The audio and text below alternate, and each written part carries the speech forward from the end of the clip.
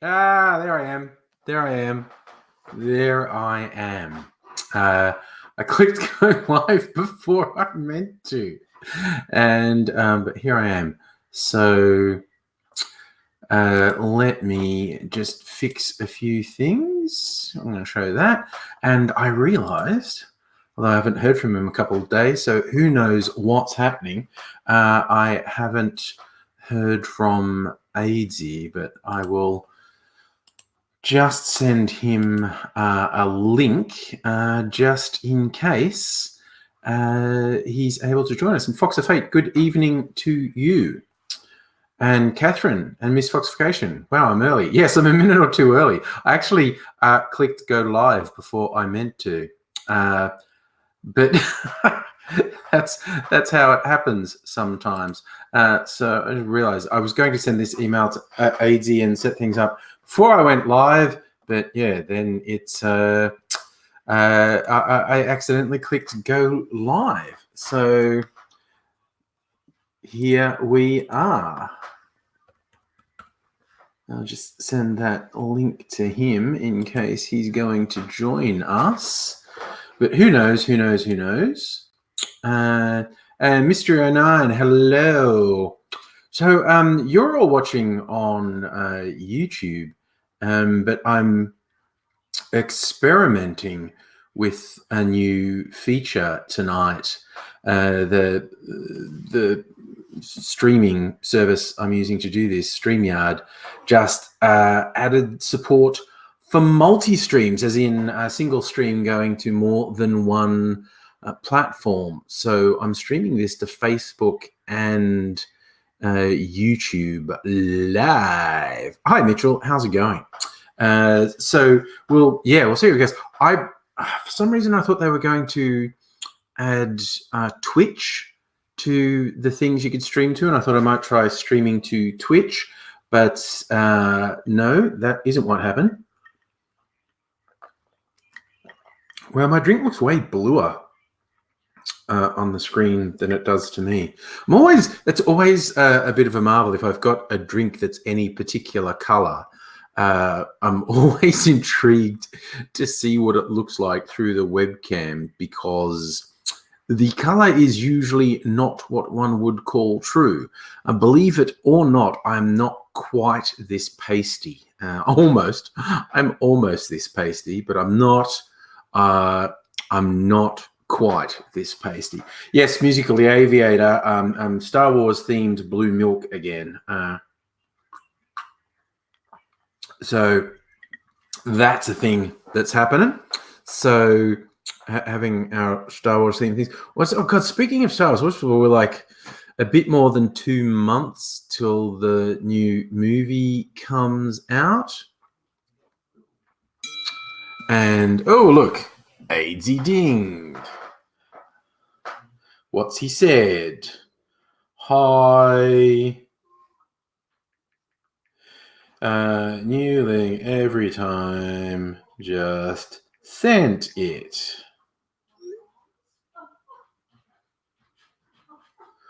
All right. So Aidsy is going to join us sometime soon, unless he has another technical matter. Oh, Fox, good. You checked the Facebook stream is live and in time, which is nice. But yes, digressing on to Star Wars, with the next movie come out, quite keen to see what they do, quite exceedingly interested in what they do. But I also think it's like 2 months of just fucking with us now. You know, another trailer, some teaser stuff. Ozman Cometh, you do want to read my title, Trump wins a poll. The poll he won was a poll of Americans who thinks he should be impeached. And over 51% of them said, yeah, he should be impeached. So that's a Trump-winning poll that we can all get behind, I think. He's not going to get removed from office. It simply is. But that's another thing. The way he's acting fascinates me, because what the fuck? I was occasionally saying even Lindsey Graham turned on him. Yeah, some of the Republicans seem to smell which way the wind is blowing, but he's not getting removed from office because 2/3 of the Senate have to vote to remove him from office. He might do a Nixon and resign to avoid investigation.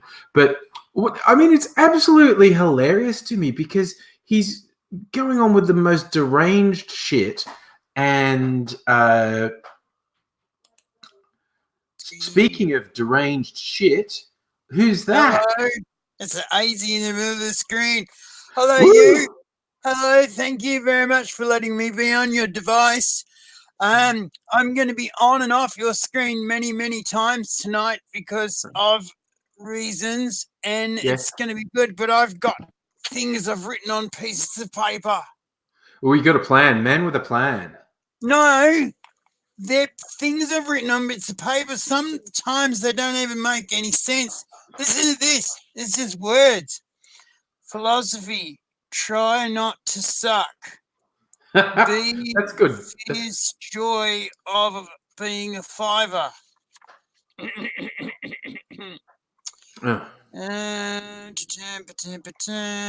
Treat making. Like a respect medium, work at it.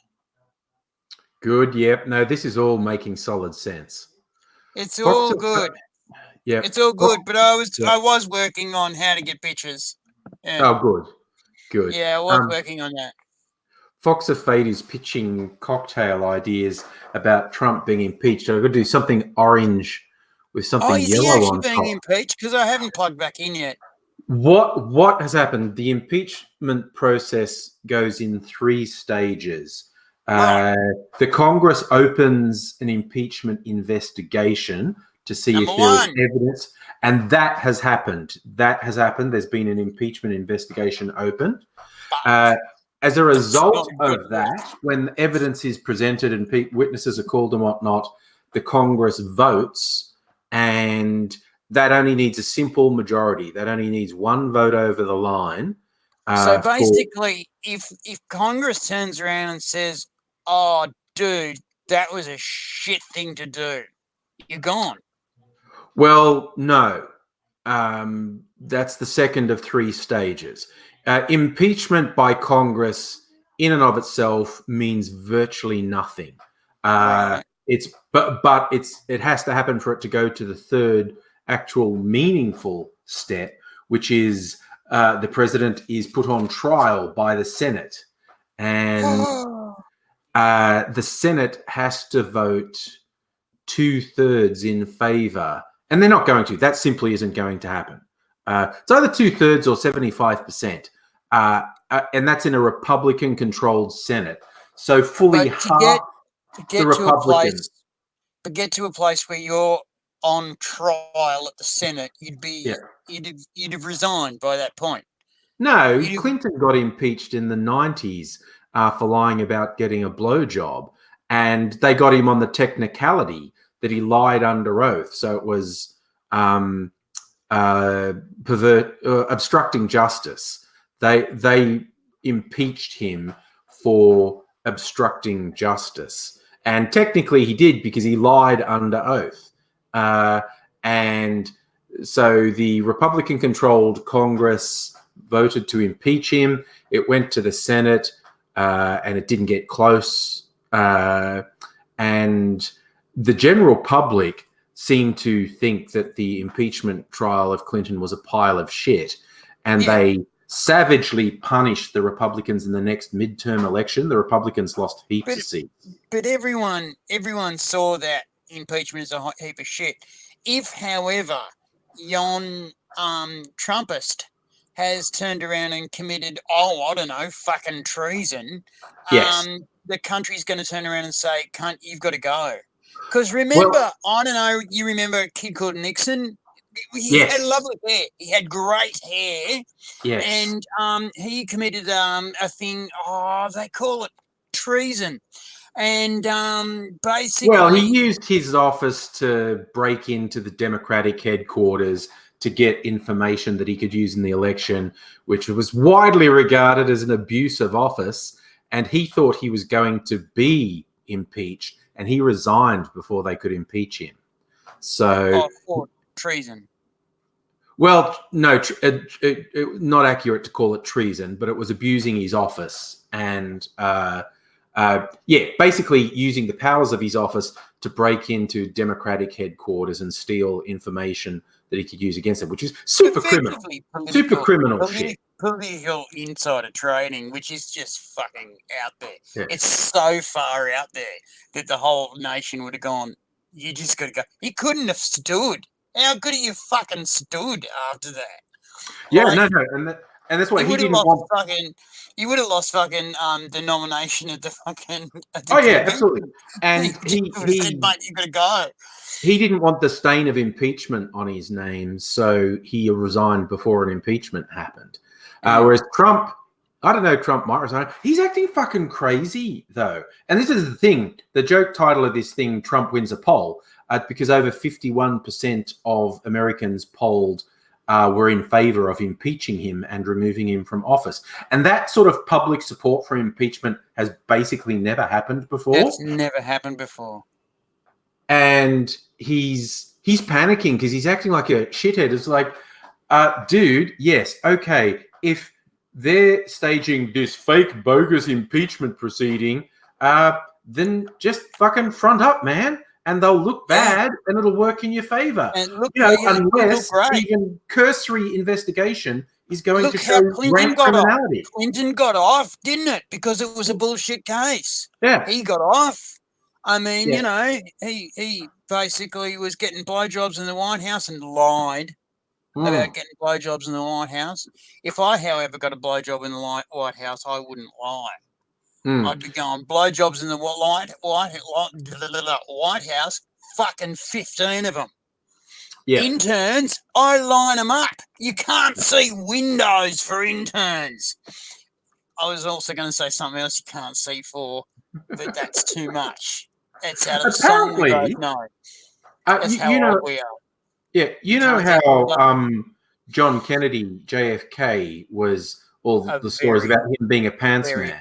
Very bad pants man. Yeah, but Lyndon Johnson, his VP who replaced him when he got shot, he was notorious for saying, why is people say Kennedy's a pants man? I fucked 50 more women in the White House than him. Yeah. Yeah, Johnson was worse. Johnson was out of control. He was a worse pants man. And he would say, he would basically say, well, they'd say, Mr. President, why are we doing this? And he would flip his cock out, basically, and say, because the president says so. And he called his cock the president. And apparently he was fucking enormous. That was another rumor that he had a big President Johnson was apparently fucking enormous. Yeah. And he'd like flop it out and say, because the president said so. Happily, I have heard it said that he never, ever once used that when it came to the war in Vietnam.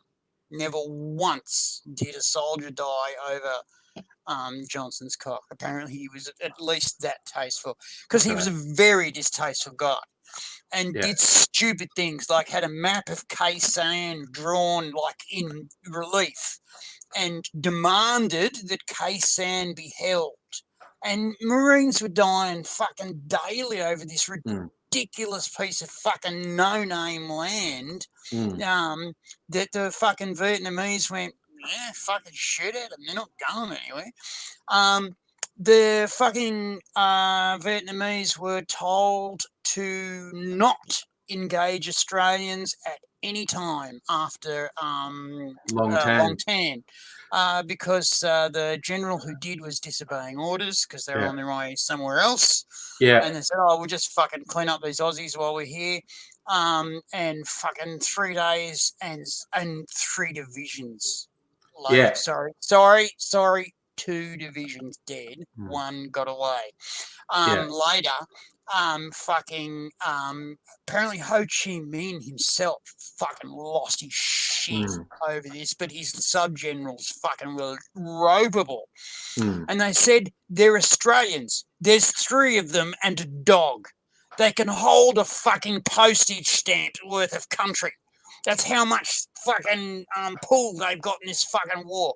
You know, fucking let them have whatever the fuck they want, and then when the shit's over, they'll go home, which is exactly what happened. Because we had in the country, we had 15 armored personnel carriers. Yeah. Because we hadn't been delivered the 25 we owned. And we didn't take more than 5 F-111s because they were having trouble with their swing wing boxes. But we did take 5 helicopters because we owned 15. Well, Yes. lucky they had a few of the APCs at Long Tan, because that's what eventually got the survivors out. The movie of it came out. I actually saw it, and it is thankfully it's a pretty good movie, because so many Australian movies are fucking shit because the people who make them have their head up their ass and they're going, "I'm making art." Like, I'm not making a well-constructed 3-act film that tells a story. I'm making art. And remember, Angry, that the people who were in that story are still alive, are well trained, and not very fucking stable. Notorious short tempers. Trust me, we grew up with them, and a lot of them did a lot of things that you think that's a bit odd. Uncle Harry, that's a bit fucking odd indeed, and you're armed. A lot of our fathers, uncles were armed all the time. Not that you'd know it, but they were always fucking armed. And it used to scare us sometimes as kids. But they'd never hurt us. No. They were just a bit jumpy. A loud noise would go off and they'd all fucking move at once. Why does the Channel 7 chopper chill me to my feet? Oh. Yes. There were some things that you'd fucking never, ever say around Uncle Henry. And if Uncle Henry and his mates who used to meet on a Thursday would start drinking, Mum would make sure that it was movie night. And there were no videos in those days. Movie night was at the Pictures in town. And 9 o'clock, you'd go into movie night, which is all late for a school night. That's bloody late for a school night. Because you wouldn't get out of the movies till 11 or 12. Bloody late for a school night. And then it was straight to bed. Very interesting lads. They a lot of them settled down, and I've heard stories told by some of the Vietnam vets these days, because a lot of them didn't get past their PTSD, but they learned to dance with it. And a lot of them and also to remember it culturally in Australia. What has happened in the last 25, 30 years is that the disgusting behaviour that was shown those veterans has changed 180. When the Australian Vietnam vets came home, they were treated abominably. Well, they were borderline between ignored and treated like shit. There was nothing good. They were treated like war criminals. They were treated like war criminals by the public that fucking sent them and by the government that sent them.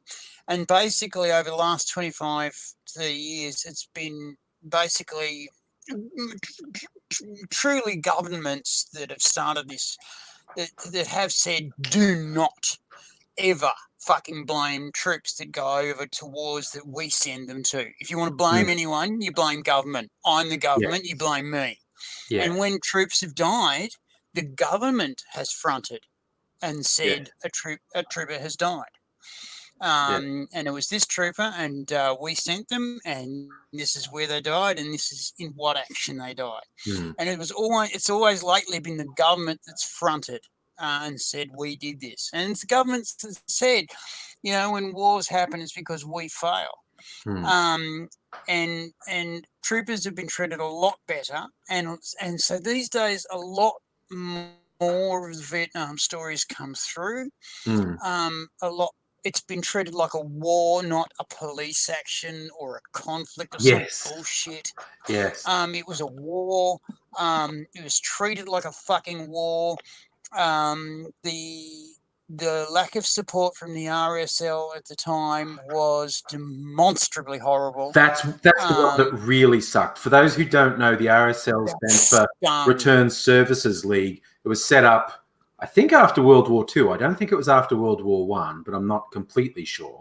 There was whisperings, but World War II was and it's a lot of people just see it as it's a club. They have the pokies and the whatnot, but it was designed to raise funds for return service people, and they chat all over Vietnam veterans, and as a place that the vets could meet and to unwind and to be together with their army buds. There was a RSL in every virtually suburb at one point. Yeah, every suburb, every country town. But there is still an RSL in every major congregation in Australia. Yeah. There's still one there. If you want cheap drinks, join the RSL. Yeah. You will, however, have to deal with returned services personnel. And these days, they're getting a lot more like our age and could fucking kill us, and will. But more and more and more, the treatment of soldiers has been a lot better. And so the Vietnam vets have calmed a lot, and their story has been told properly. Because they're not just... Because they were basically just told they were baby killers and scumbags, and it was... I am just going to throw in, there's a very commonly told story. It's more common in the US than Australia, that returned servicemen were abused at airports, called baby killers, and spat on and whatnot. And that is absolutely, categorically untrue. There is not a single contemporary verifiable report of that happening. It was a fiction made up later, but there were ugly scenes on things like Anzac Day and Remembrance Day, where people blamed the soldiers for the fuckery of the politicians. I just felt it was important to bring in that story about soldiers being accosted at airports and spat on is a demonstrable lie. Never happened. Yeah, no, that didn't happen, but it was the vibe of... Well, no, it happened at some of like Remembrance Day parades and Anzac Day parades. There were people who took shit out on soldiers that should have been taken out on politicians. So yes, but and in the last 25, 30 years, the vibe has changed. Yeah, and the soldiers have been given their proper place in history. Their courage and their determination in very fucking difficult circumstances has been shown, has been proved. Fuck the Vietnamese of Vietnam, the northern Vietnamese soldiers and the VC say that fighting Australians was a fucked thing to do, and if you could fucking avoid it, you'd do it. And there was this one beautiful story that I loved hearing. It was from a VC. Was that there was an American patrol going through the jungle noisily. You could smell the cologne on them, and you could smell the cigarettes, and they were fucking had music players going, and it was like, Christ, fuck this. And so the VC hid in a ditch that was overhung by trees, only to find themselves in the same ditch as a patrol of Australian soldiers hiding from the Americans. And they were looking at each other going, what the fuck do we do now? And they were sort of looking and going, we should probably just hide from the Americans. And they went, yep, we should just hide from the Americans. And I've heard the story from both ends. And apparently these two patrols were going, we are supposed to be killing each other, yes, but we should probably just hide from the Americans because that will bring shit down on our heads. I was about to say, if either side opened fire, the Americans would shoot everyone. And fucking bombs will rain down from the air and it will suck. So let's just stay here till they go, and Yes. we'll quietly fuck off in either direction. And if we need to shoot each other tonight, we'll do it tonight. So, but let's just for now, we'll shut up. And so they did. However, there were also very full-on stories of brutal combat between the of course. the Yeah. Vietnamese and the It Australians. was, as they say, a war. And I want to say hi, Gecko. Gecko's come in to say hello. hey, go. Oh shit! I'm not in the live comments. I've got the mouse isn't working very well. I've got The mouse isn't working. Well, I've set it up wrong. See, look, now I've got to press that again, and I can see everyone and say hello to everyone. How you doing? And you know, they're just going, ooh. See now, look, everyone's got like pretty pictures on. Hello for your pretty pictures. Yep. So, going back to talking about war movies, like for instance, one you probably didn't see a few years ago, they made Kokoda movie, and it was fucking terrible. It was everything bad about the Australian film industry. Instead of just telling the story, it was this ridiculous fucking arty, explore the dark side of the psyche bullshit.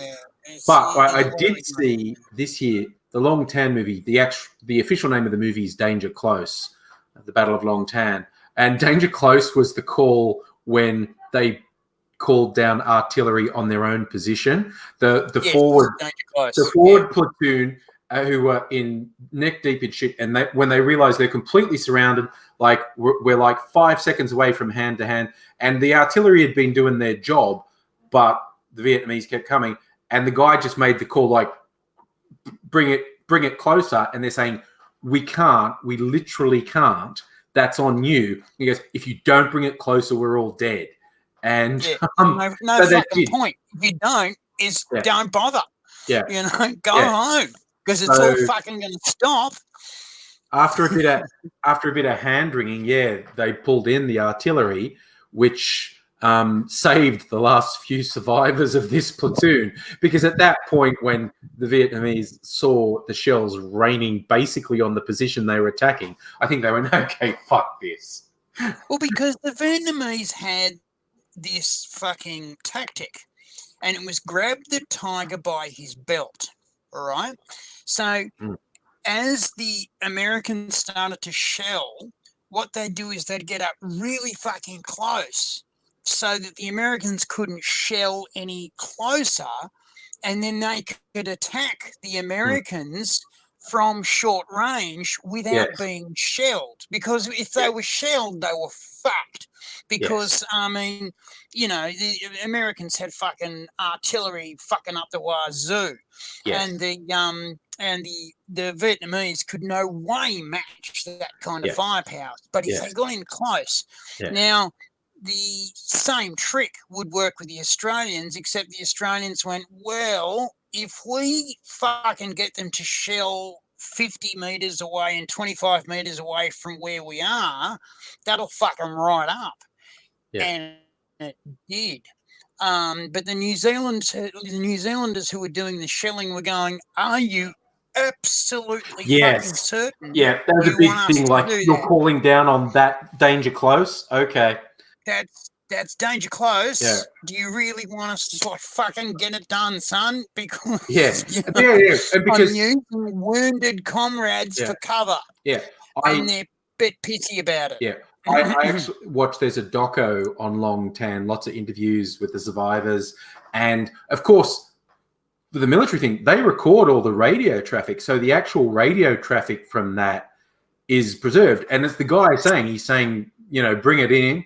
And they go, we can't, that's on you. We can't do it. And he just yells down the radio, if you don't do it, we're all dead.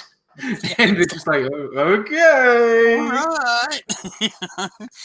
right. Happily, though, the New Zealand Artillery Corps had spent a lot of time at the range. Yeah, the Anzac artillery was a lot more accurate than the American.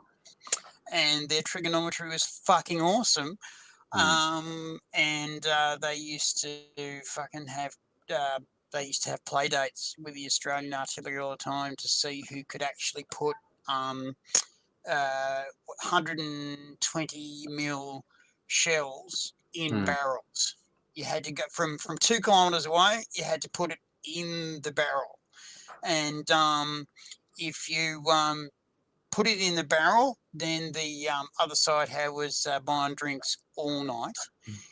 If you both missed the barrel, then fucking rounds were on everyone. If you both hit the barrel, then fucking you kept on going till one of you's missed.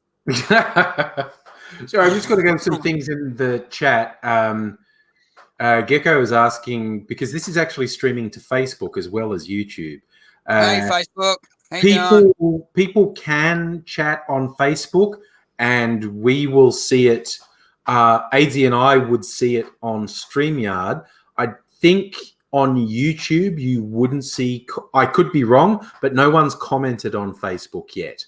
I got a like on Facebook, but no comment.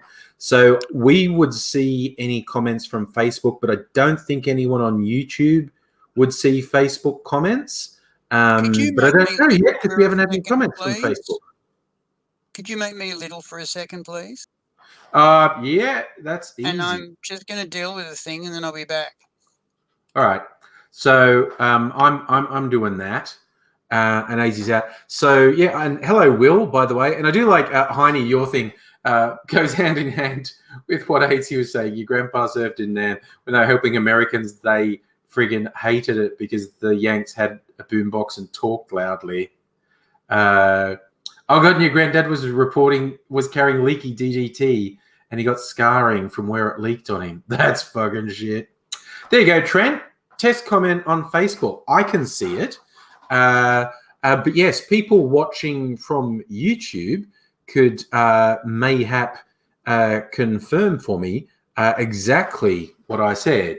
Oh wait, do you want to come back, AZ? Where are we? What the fuck? Add to stream. Are you back? No, not back. Okay, cool. He's not back. There you go.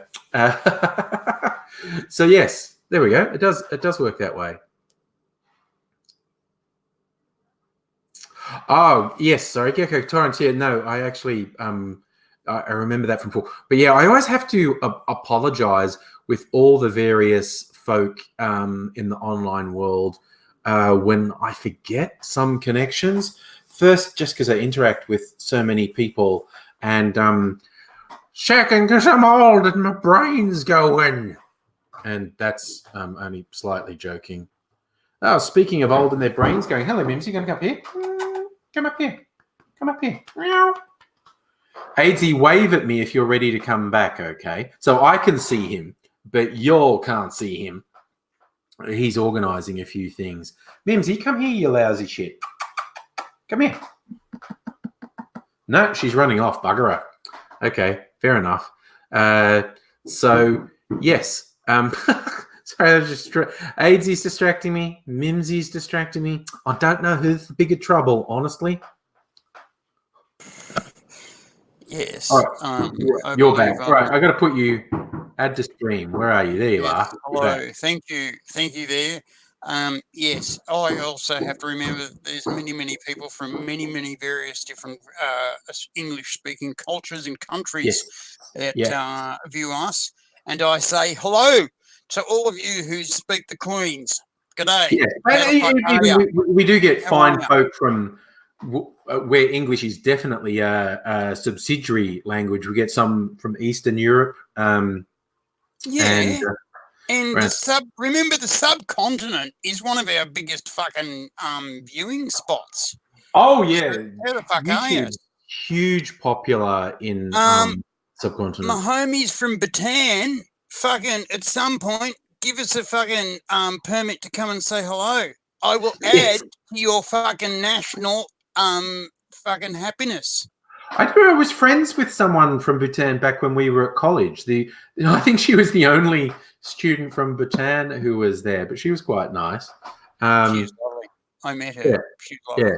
So she so was she was fucking weird in the sense that she'd go, "Oh, look at that," and she'd fucking just dart. yeah. Like, you'd be like, I don't know, going somewhere, like, going to a pub or something, and she'd be like, yeah, yeah, and you'd be like in traditional group, and she'd see something that she hadn't either seen or was interested in, and Yeah. she'd just like, gone, Yeah. go. Like, oh, look at that, and go after it. And you go, fuck, Yeah. it's like watching a fucking dingo go after a fucking mole rat. Yeah. Oh my God! You just bring up people acting weirdly when we were at college. You just reminded me one. Do you remember John Flynn? Worked at the radio Mm, station and was a tutor at one point. mm. But we found this thing in the Union building one day. It was like some sort of trolley that on wheels, a big thing that you made, and we were like, this could be like a big skateboard. And a couple of us were getting, because it's just this big wide open area, and we're on it. We're sort of pushing along with one foot, going hee wee, and we're doing it really slowly. And we were really worried about falling off and stuff.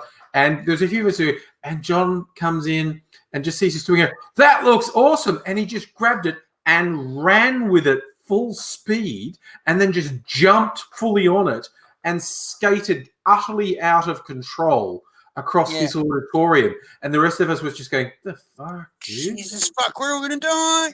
Yeah, we really thought he was gonna do something serious. The rest of us were all being so timid. We were just like a kid with a scooter going 1 foot on the ground, pushing along, going, yay, yay. And John just comes in and goes, that looks cool, and grabs it and runs at full speed, then just jumps on it. So he's got John Flynn was always that kid that reminds me of, because when you see your first real shotgun, you go, ooh. And then some kids, when they see their first real shotgun, they go, ooh. Yeah. He was that kid.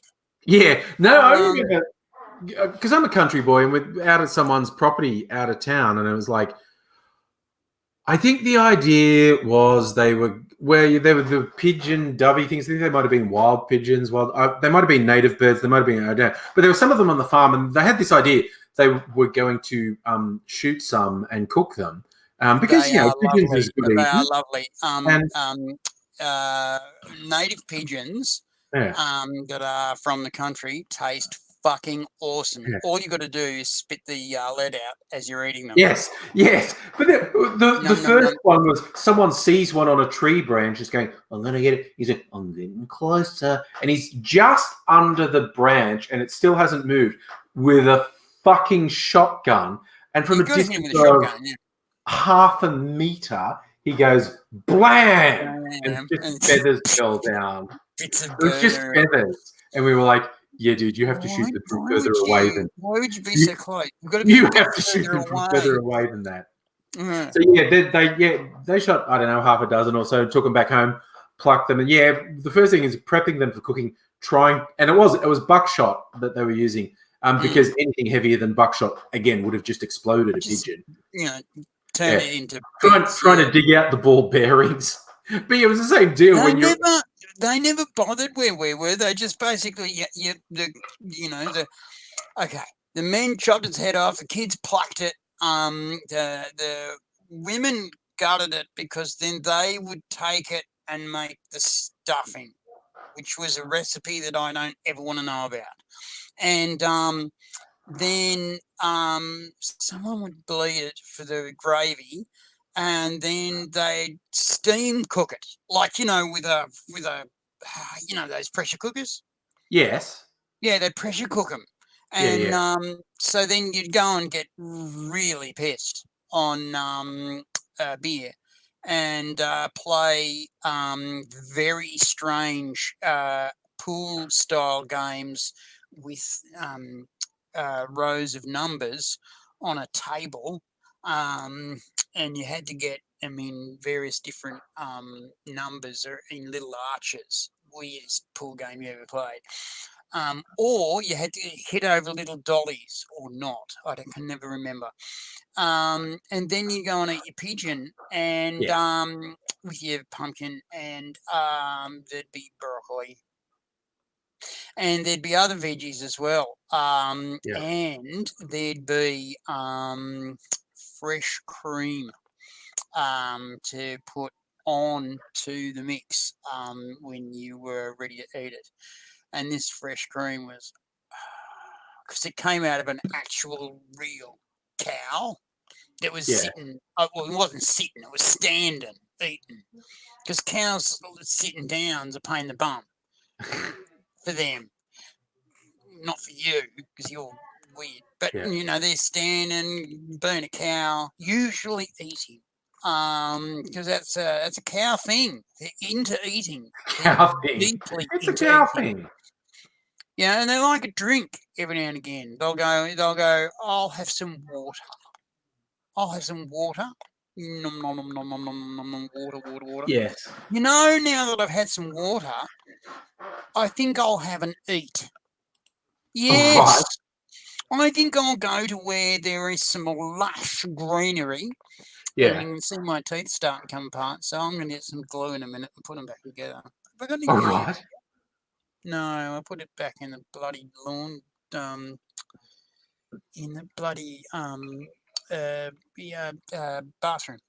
Hey, Angry and AZ, good to see AZ still alive and kicking well. Hello, Bobo Robottom. Hi, I am glad to be alive and kicking. I missed only one doctor's appointment today. Oh, well, you're good. And I went to another one. And he criticized me for being the wrong religion and sexuality. However, we Oh, that's got interesting. on together in the end of the day. Oh, well, Because he that's good. wants me to join Narcanon. And I said to him, I rang him up. And he went, who? And I went, Narcanon, the people you said I should bring up. Because of this guy, right? Every time I turn up and see him, he says, when was the last time you used heroin? Last time you used heroin. Wow. And I go, 30 years ago. Yeah.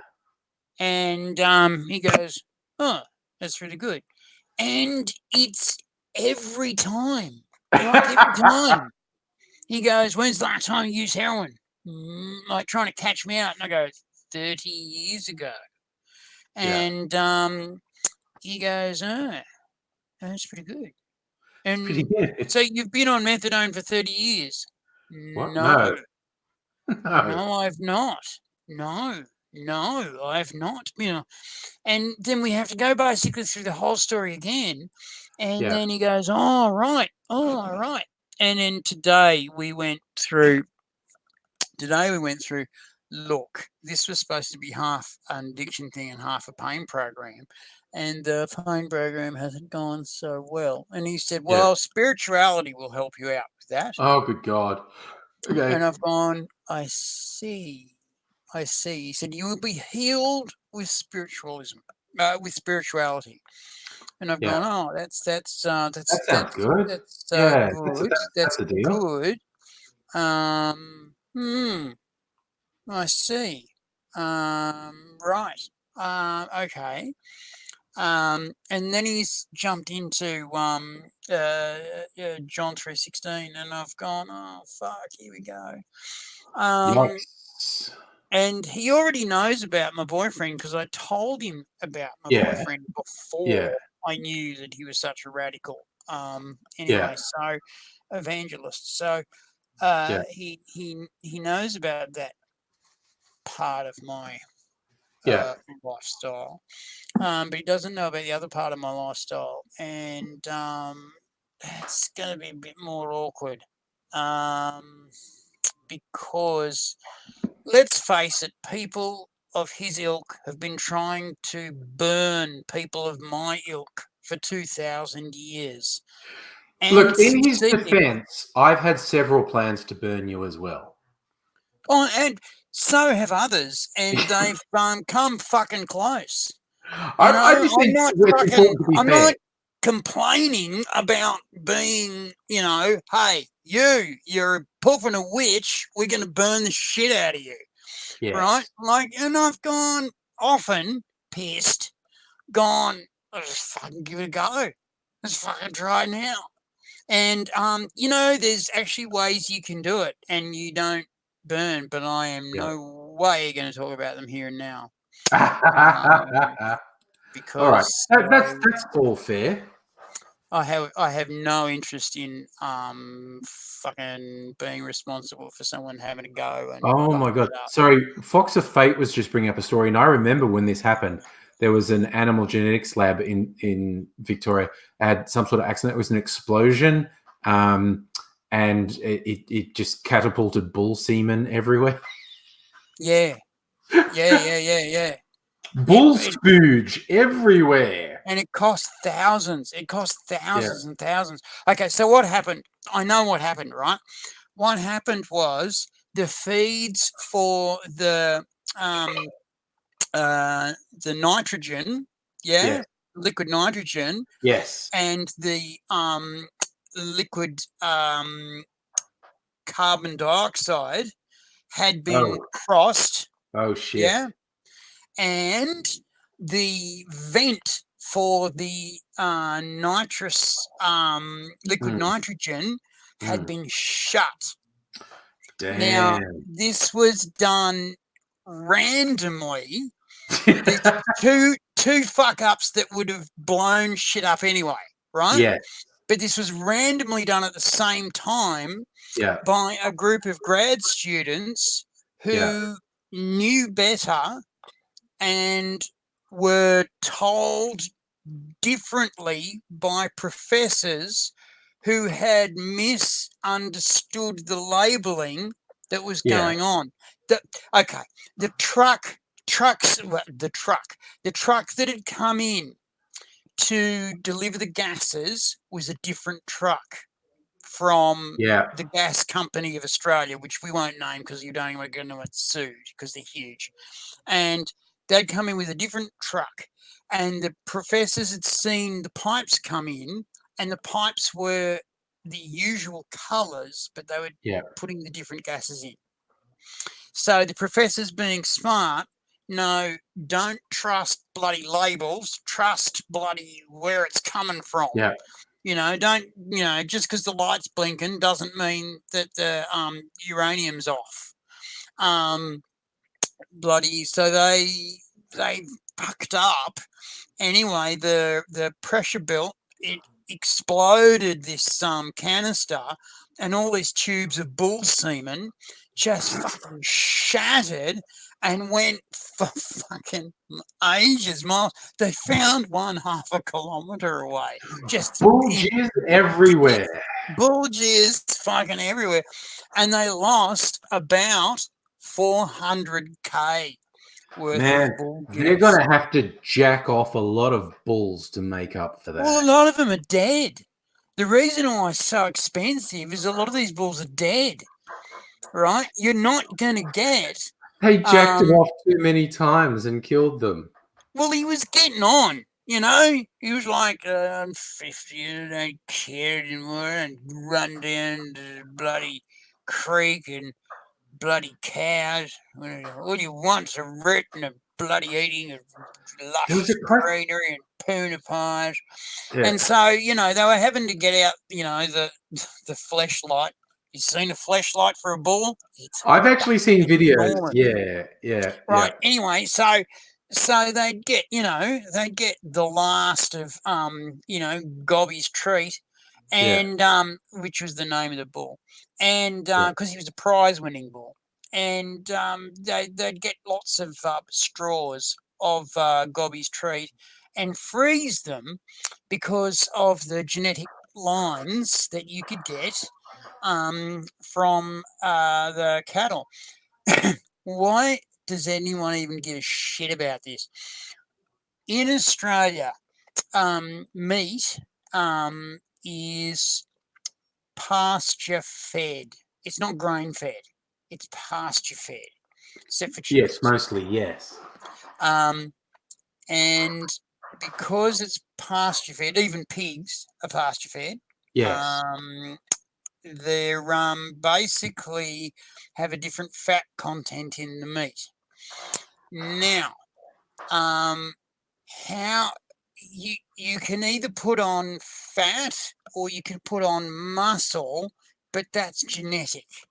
And so the bull semen is a big deal because you get to have the mixture you want Right. out of the genetic lines of bulls that you've Yeah. had. And so losing 400,000 Yeah. And bucks some worth of people bull just like semen is a bull big deal. jizz, quite honestly. Some people just like having a big collection of bull jizz. Well, I've got fucking Yeah. 3 freezers worth of bull G's in my place, and my Yeah. place It's is only reminds, tiny. there's a line from the first Kevin Smith film, Clerks, where there's Mm. like a teacher who's behaving weirdly because he's having a breakdown in the convenience store. And a random customer says something about that always eventually happens to teachers. They can't see any meaning in life. That's why I choose a career that has meaning and gives me purpose. I masturbate bulls to collect semen for artificial insemination. So there you go. That's a purpose in life, right It's a there. purpose. Hmm. How would we eat if there wasn't straws of future bovines Mm. swimming around in the subarctic conditions of a Yes. straw going, I am a potential life force to be eaten It's certainly by people who aren't meat's vegan. less readily available if you just let nature take its course. The actual forced pregnancies with artificial insemination keeps an absolutely steady supply of beef happening. Trusting in nature has all sorts of limitations. Also, too, and not a lot of people know this, Australia has no rules against genetically modifying food because we're really, really, really good at it. Like, we're really fucking good at it. Mm. It was one of the things that happened in the 1970s was the Fraser government had the choice to either put a lot of money into hard scientists like nuclear science, Mm.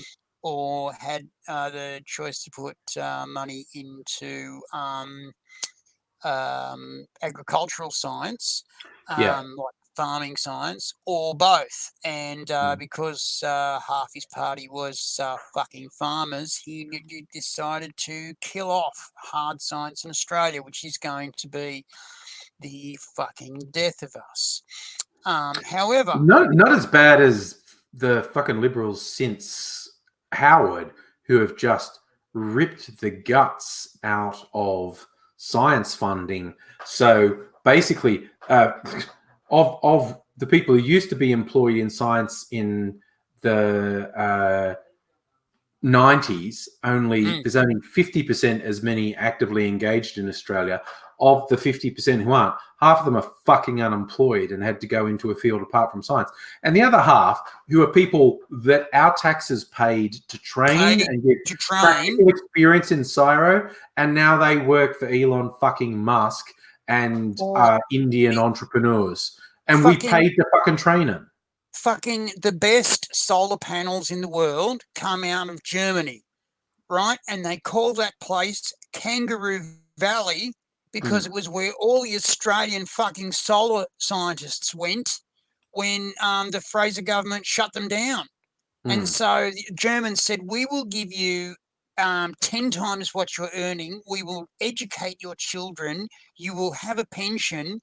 And if you give us something like a solar energy existence, we're going to go that way. Because Germany already knew that it had to go nuclear. It already knew that it was going to be unpopular. It already knew that going nuclear was going to be a target for the USSR to bomb mm, the shit out of. And they mm, wanted none of that. So they said, if we could go solar, because we've been told by scientists that even on mm, a grey day, solar wins, mm. we'll be right. And so they fucking went Kangaroo Valley because they said, oh, fuck, this shits me. They fucking came to the Fraser government and said, can we have 10 million bucks? 10 million bucks to fucking solarize Australia and make fucking Mm. billions of dollars. And the Fraser government went, no.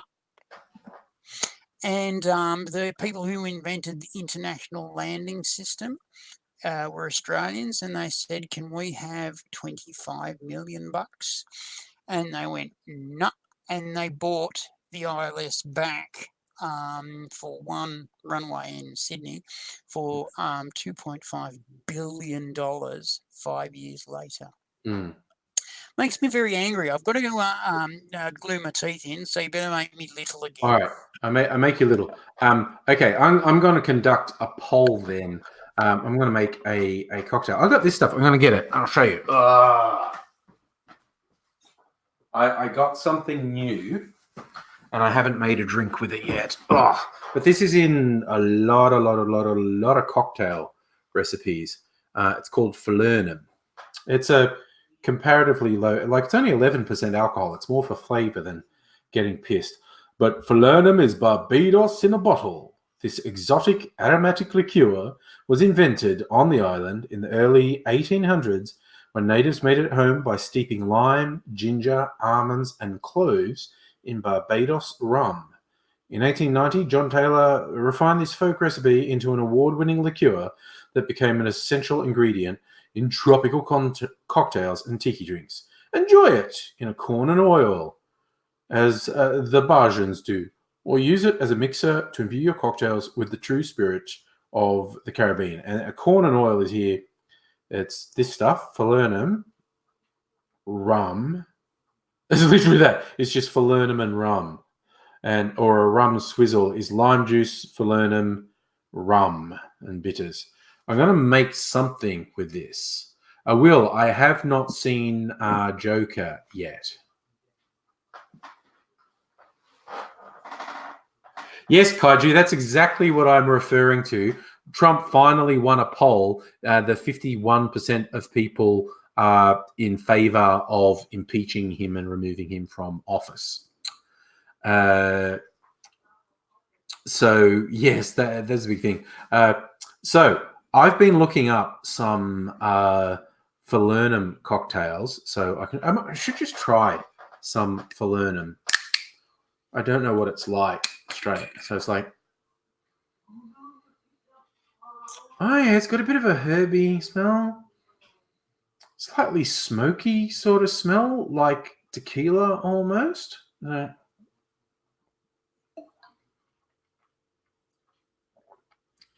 Oh my God, it's really sweet. Like I could just drink it straight from the bottle. It's amazingly sweet. Wow, that's wild. Yes, Kaiju, the fact that was on Fox, that's fucking poll that said Trump should be removed from office. Yikes. Well, you saw it last year. A lot of people who, aren't idiots are telling me that the Joker movie is very good. I'll see it at some point. I just haven't seen it yet. I did go and see Ad Astra, the science fiction film with Brad Pitt, which is very interesting. Like the pace of it. It's got a very dreamlike quality, a slightly otherworldly quality, and you could almost call it daddy issues, the movie. Ozman, can you post a link? I don't think the chat lets you post a link, actually. What do you want to post a link to, I guess, would be the big question.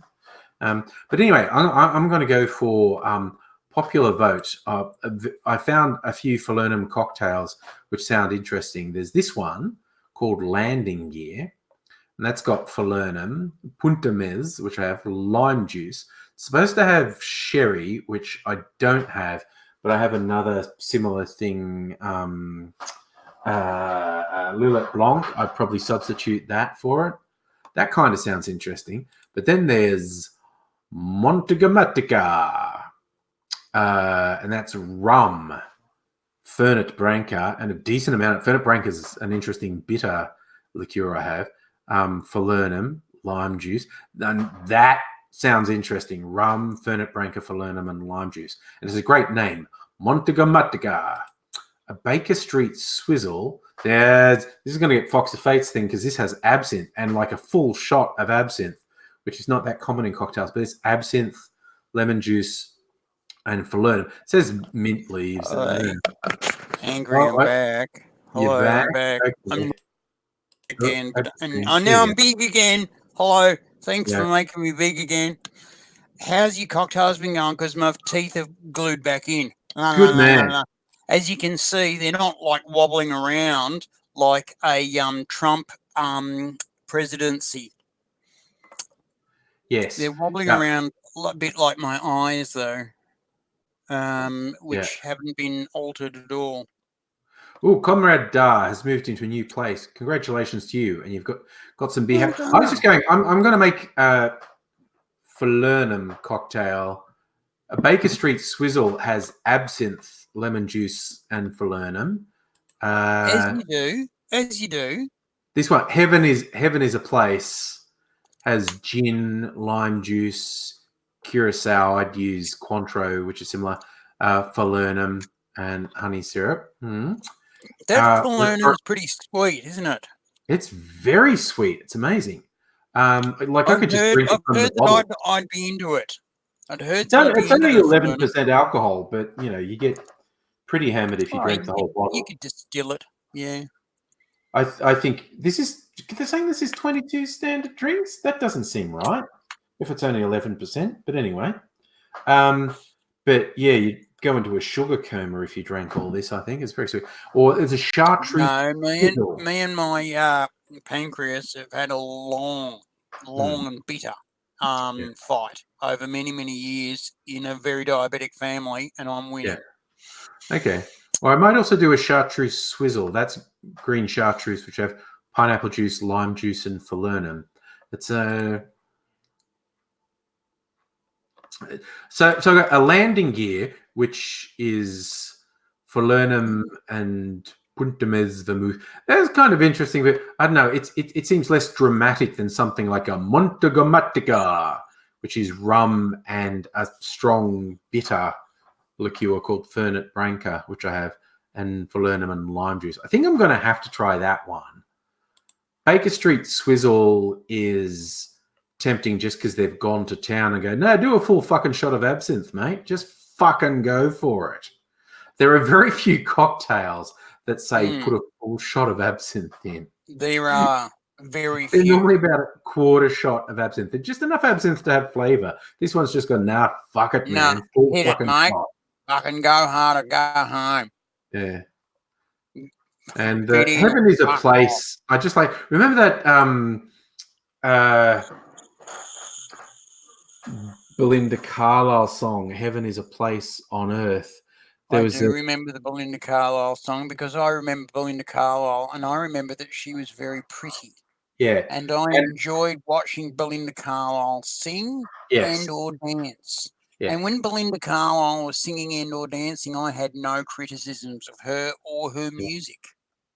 Yeah, well, there was who sang French Kissing in the USA? That was Debbie Harry from Blondie. I enjoyed that song. Yeah. No, Heaven is a Place on Earth turned into this bizarre joke when we were at college about Kevin's in a place near Perth. It was a code. She was actually trying to track down her ex-boyfriend, and all she knew was Kevin's in a place near Perth. But that's another story. Osman Kummer think we should just take whole mouthfuls of absinthe. Yeah, well, my absinthe does happen to be 85% alcohol, so that's not the best idea in the world. But or chartreuse is a really interesting drink. It's kind of like a cousin of absinthe. It's not as full on as absinthe, but it's got a really similar vibe. Very herby and very strong. It's like 50% alcohol. But chartreuse with pineapple juice, lime juice, and falernum. I reckon I'm gonna torn between Montego Matica or Baker Street Swizzle, which is the absinthe. I'm going to try Montego Matica just because I loved this, the name of this. So it's rum. It's very. Oh, and I did look up. I thought, is today any sort of international day of or something thing? And it is actually Cuba's Independence Day today. And it's also Fiji Day. So both of those are sort of tropical vibe. So a rum and falernum cocktail, I think, is in the vibe. It's called for. It's called for. Yeah. All right, I need to get my components. Components, and what I'll do is I'll start talking about how to pick up chicks. Okay. So one of the first things that we did last week is we started talking about lots of different things. But what we need to start talking about today in AZ's guide to how to pick up chicks, bow chicka wow wow, is basically respect. You got to respect yourself and you got to respect the other. Okay, so you're respecting yourself and you're respecting the chick that you're looking to be in the bed with. And I say in the bed, but there's lots of different places you can have the sexual intercourse. But what you're trying to do is you're trying to share person to person, right? If you're just thinking about getting your genitals wet, there's various different economic outlets that will do that for you at a much less emotionally wearing place or way.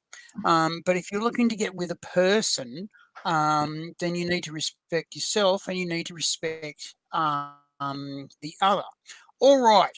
Now, all right. I want to briefly interrupt your talk of respect. I'm going to show off something I got on the week. This I actually got on the weekend when I was with you. The tiki ice molds I'm going to use, and they probably won't even show up that well on here. But they do show up pretty well. Really nice little tiki ice mold. I'm going to put two of them in. There's this one too. Little tiki. Is it the same? Is it the same tiki? No, they're all different. There's 3 different ones. Well, I don't know about putting different ones in. I mean, they might, breed. Tiki. As it gets warmer, they'll get a little bit mixed. You know what I'm saying? Don't want to say miscegenation. Right. I've got to work out these. Equal but separate. I see what you mean. Yes.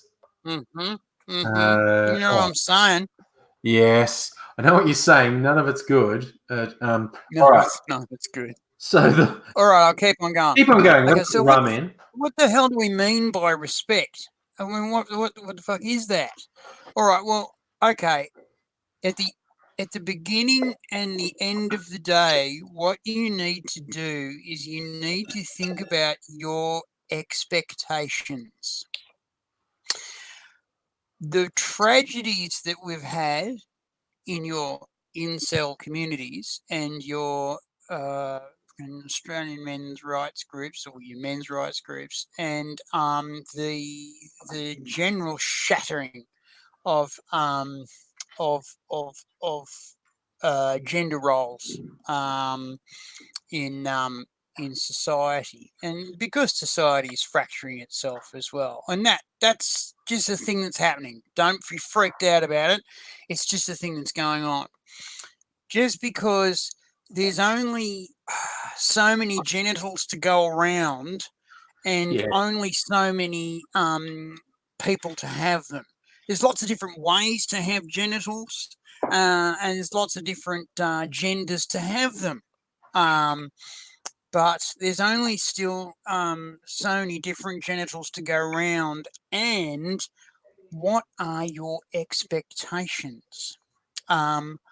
What do you think is going to be the end process of this getting together with this individual? Okay. Now, you can turn around and say, well, what it's going to be is it's going to be everyone looking at me going, I'm cool because I've got a girlfriend. Well, no. No one thinks you're cool because you've got a girlfriend. No one gives a shit. Everybody wants their own girlfriend. It's going to be cool because I will get the sensation on the end of my dong that makes the happy things come. Well, no. You can do that in a number of different ways that don't involve another human being at all. If you simply expect sensation, or if you expect societal societal gaze to be different, and when I say gaze, I mean GAZE, to be different upon you, then you're in a zone where you can't get out of the box that you've put yourself in. You always want to be on a chessboard where you are the queen piece being able to move around freely. You're always Yeah, trying to that's good. There. get on a spherical chessboard where you can go anywhere you want in any direction you want. And if you start saying that my expectations basically are what the other guys think of me, what the other girls think of me, Yeah. what I think of me, if you start basically adding up your potential as well, I am this cool because I have had the sex. Well, no, that doesn't work for you. And I will end this today by making you think about Britney Spears. Oh, okay. All right. Baby, Now, baby. this is, hit me, baby, one more time. And Yeah. she did. Now, Yes. you'll remember a time when our Britney was running around being chased by some paparazzi. Yeah. And she wasn't in a good way. She'd had, one or two kids by this point? One I don't or know. two. And she was clearly, let's say, on some substances. I'm going to say that.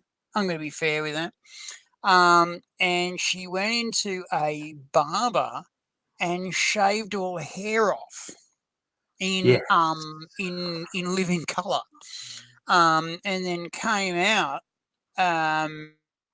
and was playing with her shaved hair, and it was really long. It was really long and luscious before this all happened, and then she got fat, and everybody was hassling her for that. And basically, everyone went, "What the hell is wrong with Britney?" And I'll tell you what was wrong with Britney was Britney's expectations. Was wrong with Britney.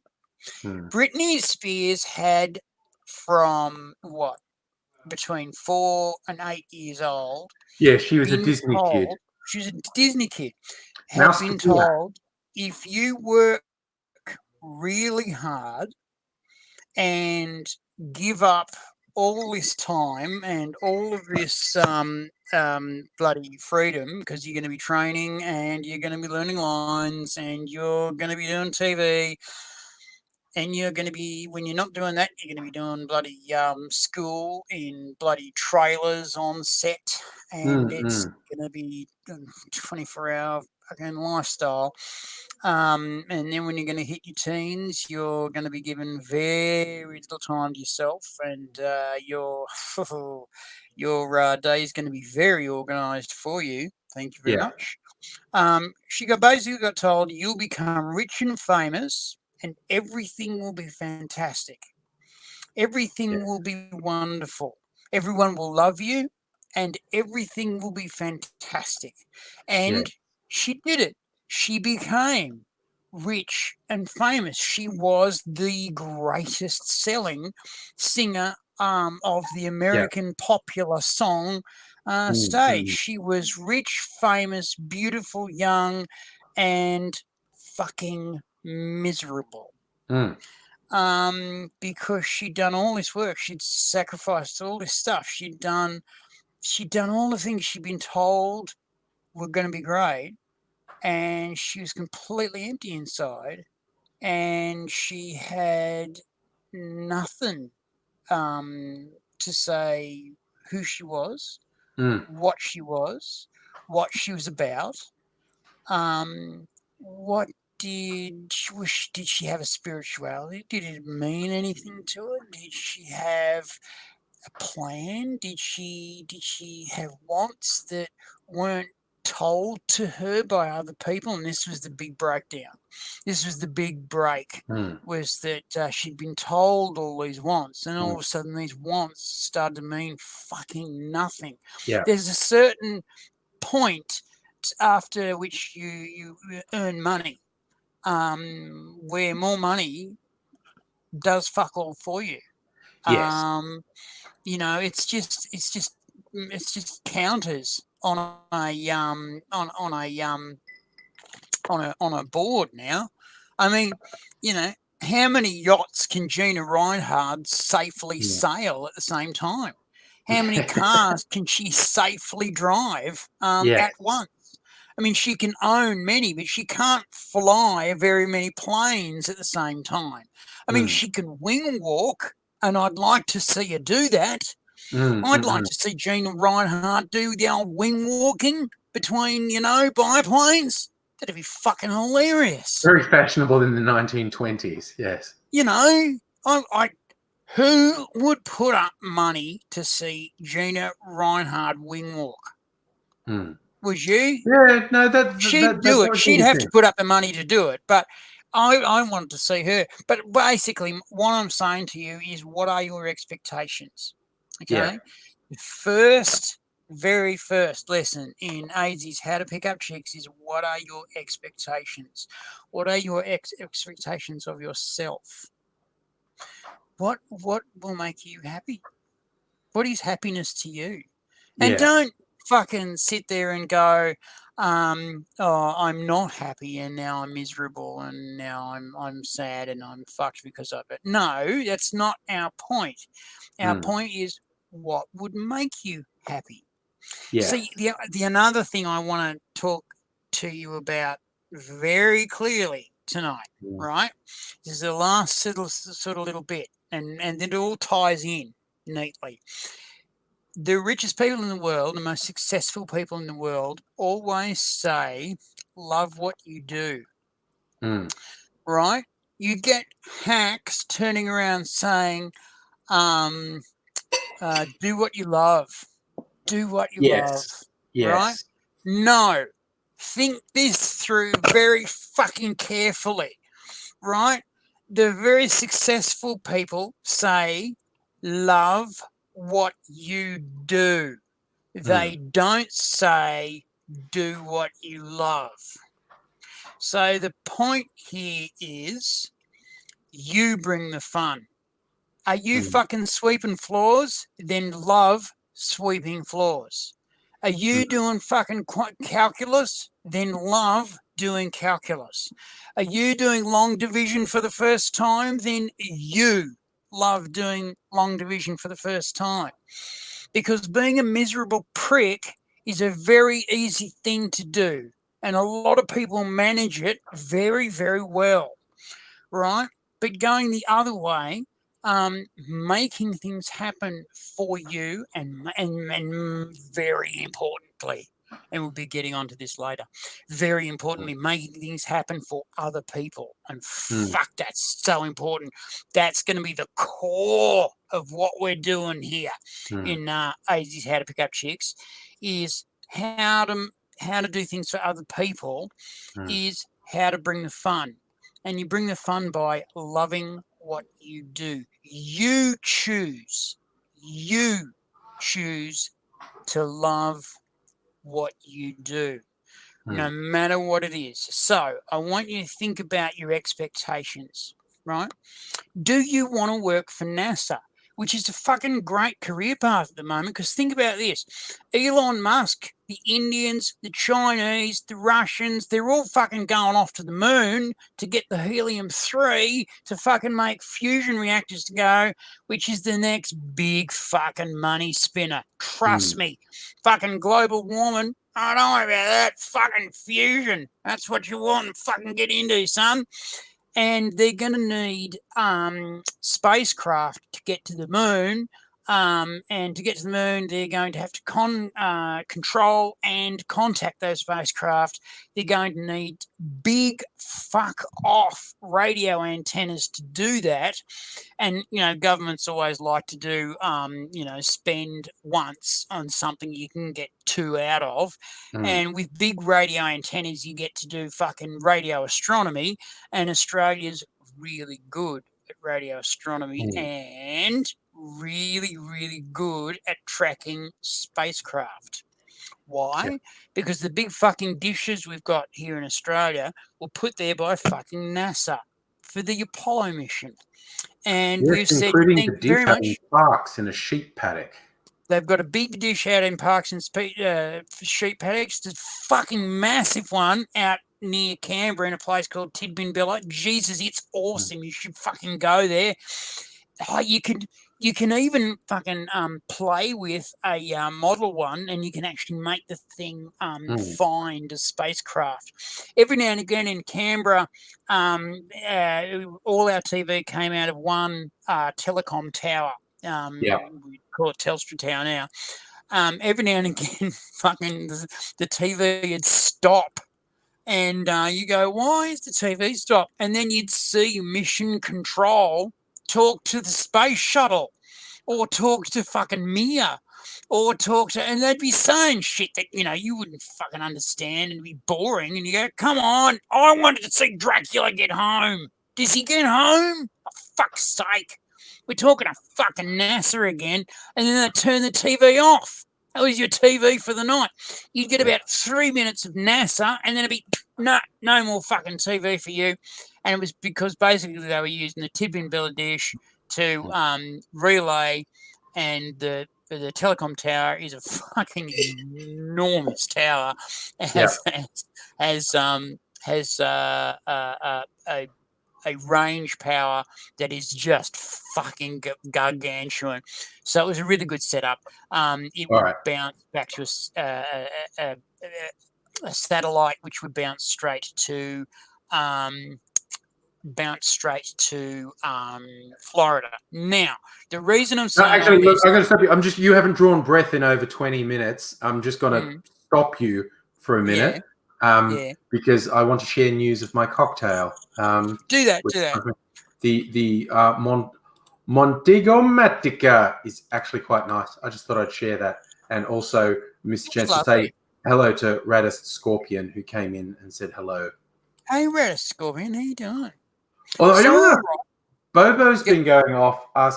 Are you accidentally quoting Gina Rinehart's dad, or deliberately quoting? Because when you brought up Gina Rinehart, a few people had opinions. And Bobo said, want to put something in Rinehart's drinking water so they breathe themselves out. That is the actual literal thing Gina Rinehart's dad said about Indigenous Australia. Actually about half-castes, mixed race people. He said they were the real troublemakers, and he wanted them all off in a compound and put something in the water to sterilize them, so they'd cease to exist after a generation. Then there wouldn't be a problem. That was a literal thing. I think he said that in the 70s. Hancock wanted, Lang Hancock had the ear of the fucking Prime Minister and is just openly saying, you know what we should do to these people I don't like? We should sterilize them. And he thinks he's rational. Jesus, these people are cunts. Okay, yeah, Bobo did say it on purpose. There you go.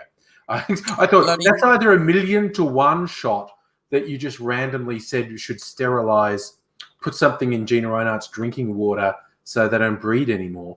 Because that was the literal thing her dad said, because he was fucking garbage. He was a piece of shit, and he and his family have stolen trillions of dollars from this country, but we'll get it back. Don't worry.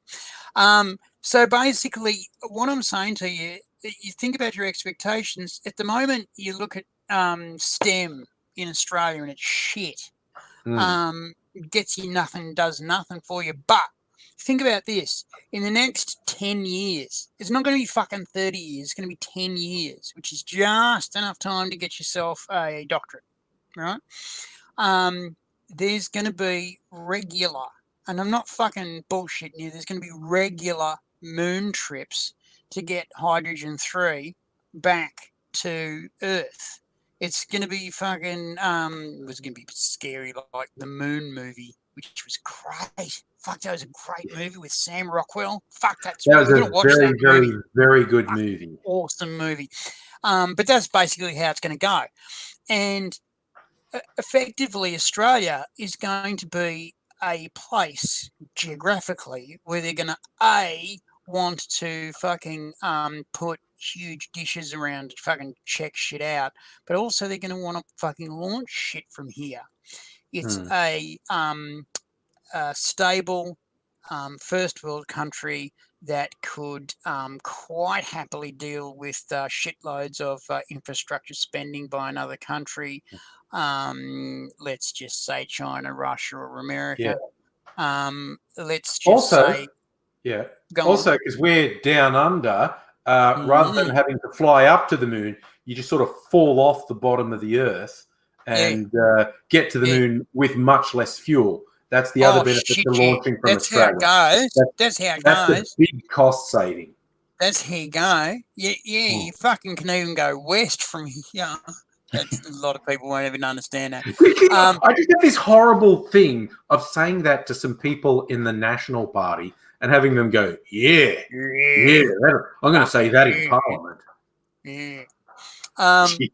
So basically, look, I bring that up just to say, okay, I want to be a starman. You know what? You can. What are your expectations of yourself? What are your expectations of others? What are your expectations like? Do you just sit there and fucking go, "Oh, everything's shit," right? Because that's a British thing. We don't do that anymore, right? Yeah. We all got fucking transported to Australia from the place where we went, "Oh, everything's shit," to a place where we went, "Fuck, everything's all right. It's pretty good here. You'll fucking get killed and shit, but that's all right. Fucking you survive, you'll be fine." This I want to. It's sidebar, but it's an important sidebar. Yeah. I want to explain the cultural tradition of saying "she'll be right, mate." Okay, it pisses people off from other countries when Australians go, "Oh, she'll be right, mate." When there's a disaster in the offing. Right, and we go, "Oh, she'll be right, mate," and they go, "Won't be fucking right. It's clearly not going to be fucking right. We are late. Fucking there's floods. There's fucking fires. There's fucking shit. There's storms coming. Yahweh has fucking shown himself at last, and he's a cunt, right? You know, fucking." And Australians will turn around and go, "Oh, she'll be right," and it's basically because we come from the lucky country. The lucky country is a sarcastic comment made by a philosopher, basically because they're saying they made he's basically saying people think things are going well here, but it's just from an over reliance on natural resources that you can't control, and you're not doing anything fucking smart, and you're just sitting back and going, "Oh, I dug a hole in the backyard and found some shit I could sell." And dude, that's like a really fucking bad mentality. Bad mentality, and it's going to fucking run out very shortly. However, we'll start smelting some things, and there's a whole bunch of Muslims. And if we do 2-3 fucking halal fucking abattoirs up north, we're fucking minting fucking cash. Anywho, what I was about to go into is the "she'll be right" thing was basically a comment from people who would look at a disaster and go, "She'll be right. Be unconcerned because we will make it right. We shall create the conditions where it's going to be fine. We're going to be relaxed and calm about this. We're not going to freak. We're not going to lose our fucking minds over it. We're going to be imaginative. We're going to be improvisational, and we're just going to deal with it. She'll be Yep. right. And that's where it comes from. Pisses New Zealanders off no end, and upsets Pommies no end when you say, "I should be right, mate. Don't worry about it." Apparently, one that troubles Americans is also saying, "Have a good one," and they just a good what? A good what? Yeah. He's like, "Calm down, mate. I just said have a good one. What the fuck?" Have a good one. And, Fucking and Americans can get really worked up about what are you talking about? What am I meant to have that's good? And it's just well, like, whatever yeah, what you want yeah, that's good, right? yeah, have one and have it be good. Do you know what? That actually segues neatly to the end of how to pick up chicks with AZ. Think about your expectations. What do you want to have that's good? What do you want to have in your life that brings the fun? How do you bring the fun? How do you reorganize yourself to bring the fun for you and for others? Right? Don't think about having to tell jokes all the time. You don't have to tell jokes. That's a profession. People train years to do that and fuck it up. Don't worry about being, the life of the party guy. Just be pleasant. Think about being fun. Think about being nice. Think about Yes, being decent think about human. being friendly. Think about if someone says something, go, oh yeah, that's cool because. Why is something cool because? Someone says something, and why is it cool because? Right? You see something, and why is it cool because? Right? One of my favorite things in the world is to walk around town and to imagine where every last little piece of the things that I'm seeing, like the concrete, the paint, the steel, the ice, the silicon that makes tikis, Yes, the glass, the roadway, the fucking light poles, the pantographs. Do you know that the pantographs, the catenary wires that the pantographs go on the trams, they don't go straight. They zigzag. right. Did you know that? It's so that the pantographs don't get a line in them. They don't get a groove in them. So they go back and forward like that on the. Isn't that weird? Bit weird. Yeah. Yeah, I was really fucked up one night and I noticed it. And I talked to a guy who was looking at me like this the whole time that we were talking, and I don't think he was keen to talk to me, but I was very keen to talk to him. And I was Yeah. talking to him about the pantograph wires, the catenary wires, and he was saying, "Oh, it's so it doesn't wear a groove down the pantograph." And I went, "Oh, that's so fucking brilliant!" And then I jumped up and ran down the other end of the tram, which I think he was happy about. But anyway, how are you going to bring the fun? How are you going to raise your expectations of yourself? Because this is going to be part of how you bring yourself to someone else and how you give of yourself to someone else. All right. But that's Yeah. enough for today. We'll do some more later. Okay. Expectations. Bobo's asking if I'm using a medicine cup as a shot glass, and I agree. It looks like a thing that comes Doesn't with look like one. cough medicine. But this was on the little shopping trip I did with AZ on the weekend. I got this on the weekend because it's got some useful markings on. It's from a cocktail specialist. They have a store in Fitzroy. I was going to say Footscray, but it's Fitzroy, called the Bitters Lab, and you can get good stuff from them online at onlybitters.com. But I like that as a meeting. This is what we call. You're saying, yeah, that's kind of a cough syrup color. Yep. Okay. This is it. What? Mm, yes. Okay. Hang That woke on. up the ancestors. That one. Now it won't let me see anyone. What can't you see? Anyone. Chat. I've Can't got to see chat chat. with the other guests. Chat with the hosts and the other guests. You've gone and clicked something you shouldn't have clicked. Did I? All right. Am I having issues? I'm having I don't know. issues. Oh, well, I can tell you if anyone says anything you need to respond to. You did there was a question ages ago, but you were in full flight. Oh, tell me the question, and I'll say an What's the answer. question? Have you heard about the moves in America to ban vapes, essentially?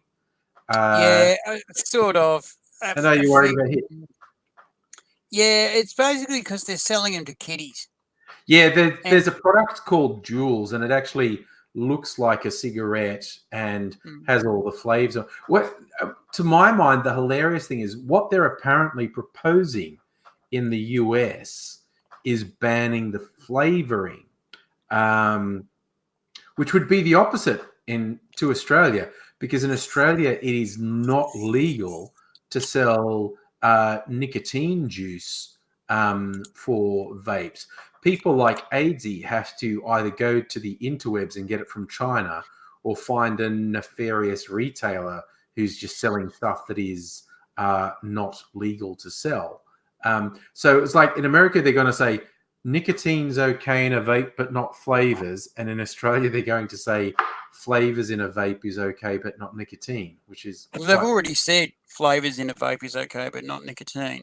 But that'll change soon enough, because what's going to happen is you've had recently on the TV, you've had oh, fucking vapes are terrible because they're killing people. It's fucking shocking. Oh, it's fucking so bad. And you'll find very, very, very, very quickly, mate AIDSy was going perfectly ham with that dating shit. Love it. Thank you, Osman Cometh. I'm fucking with you on that too. And the man's quite serious about this because he was thoroughly traumatized a little while ago to learn about the true horrible extent of incels. And Me? Fuck yes. Yeah, no, it was a traumatic experience uncovering that. I mean, I'd been fucking fuck assing around, with men's rights activists for fucking ages, going, oh yeah, fucking whatever, mate, fucking, unzip it and grab it. But then I fucking got into the whole incel thing, and I was going, fuck me. Yeah. And it was a bit of a wake-up call for not only the entitlement of your young white thingy in various different English-speaking lands, but your disavowal of the other, right? Yeah. Basically, these peoples were going, I should have a thing on the end of my dick. The fact that these things called a life support system for a vagina running around are annoying. But the fact that they own the vaginas is a real piss off, because they get to tell you whether you get to use them or not. Yeah. And there was this whole disconnect between, hang on, there's a whole person around this concept, and they're missing it. And it's not that they're being sarcastic about it. They're actually missing it. They're actually missing the fact that it's not a take thing. I remember being upset when I was training the young fellas at boot camp, that they were starting to think of their relationships as as accounting ledgers, right? I've done 6 good things for her, so she should do 6 good things for me. And it's that's like, the friend zone mate, thing as well. That's not how relationships work. You just keep on fucking shoveling coal, into the burner, and you might get up a head of steam. That's just, you just keep on putting in. Don't worry about it, you know. And be grateful when you get something out. Now, obviously, if you keep on putting in, you get nothing out, and except for contempt, walk the fuck away. But if you're with someone, probably with someone that you can form a real connection with, don't fucking turn around and have expectations of their fucking gifts to you. That's your expectations of your gifts to yourself. If you can't make that happen for yourself, then that's a problem. Everything's communication anyway, but we'll be getting onto that. I want to bring up a thing. Osman Kamath said incels are not actual incels, and if I understand your point correctly, there, I agree with you, because the term incel was actually coined by a young woman, and it started out as a support group.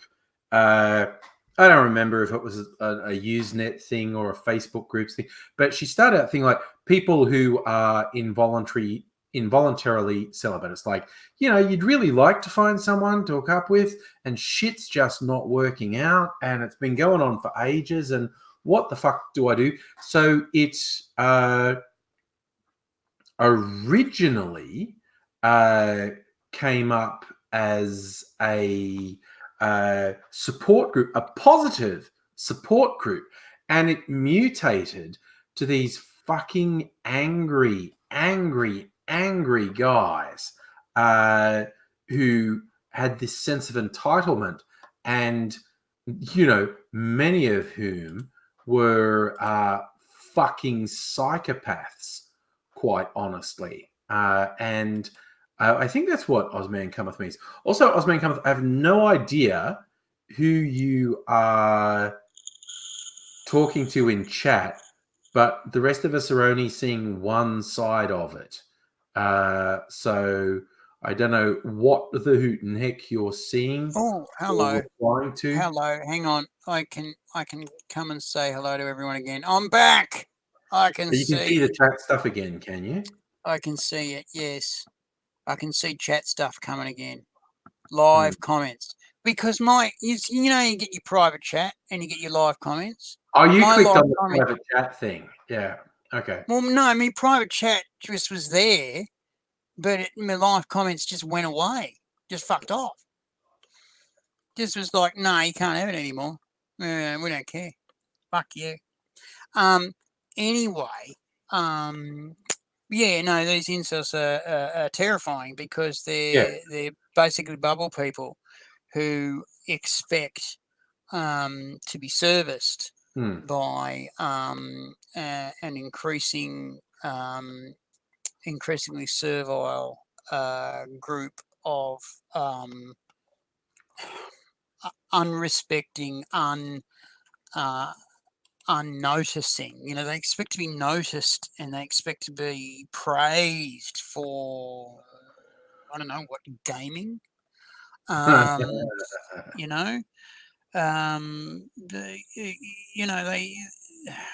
fucking, you don't get a cookie for being an adult. Yeah, it's the weirdest thing. Like what you were saying before about that behavior with incels is like the whole friend zone myth. It's guys who literally say, well, I did 6 nice things for you, so now you have to bang me.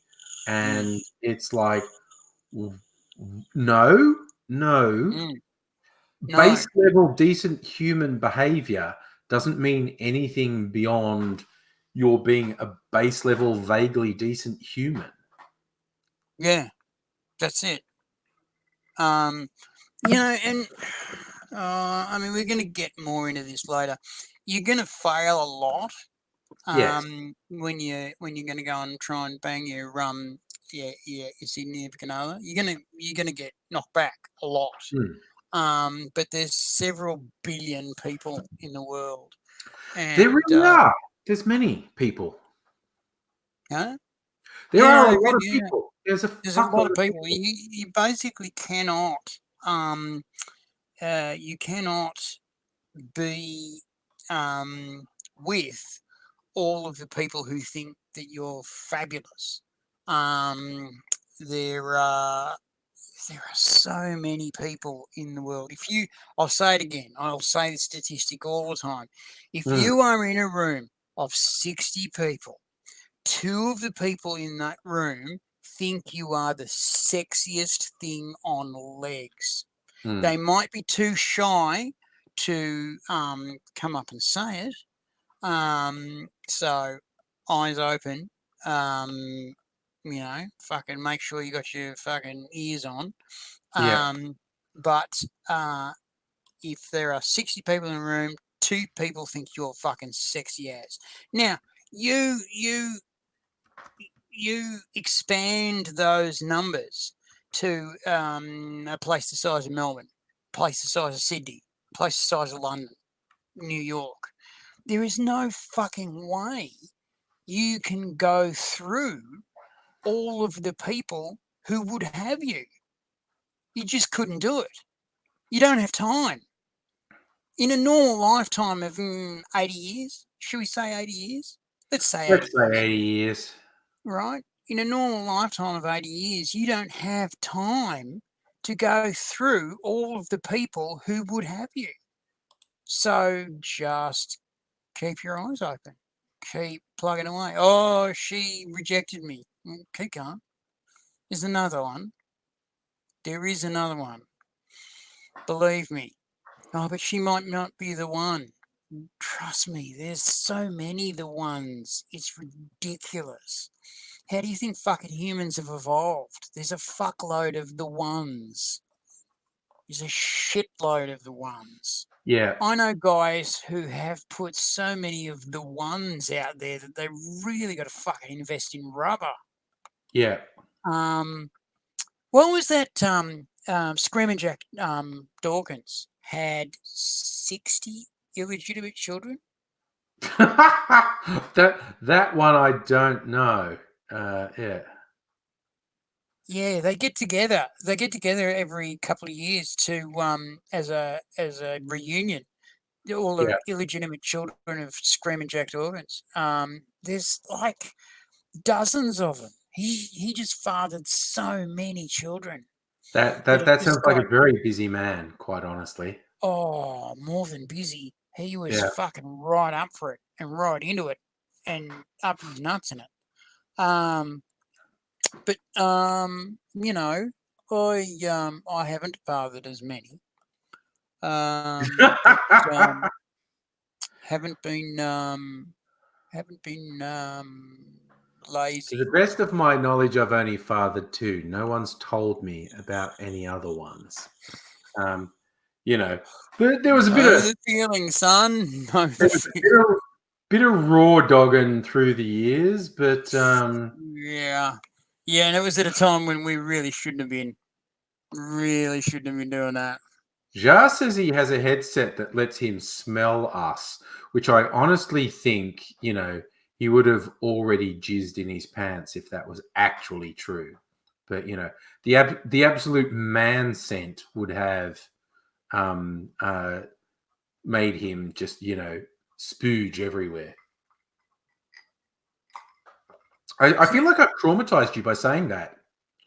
Somebody who said that we've got a jar? I can't see that. Oh, okay. No, I think the chat's acting really weird. Chat's acting very strangely. Telling us about soccer. Australia's beating Nepal 5-0, which honestly just sounds kind of cruel. I imagine the Nepalese team to be a bunch of sort of prepubescent monks and these big fucking Australian soccer players just fucking them up.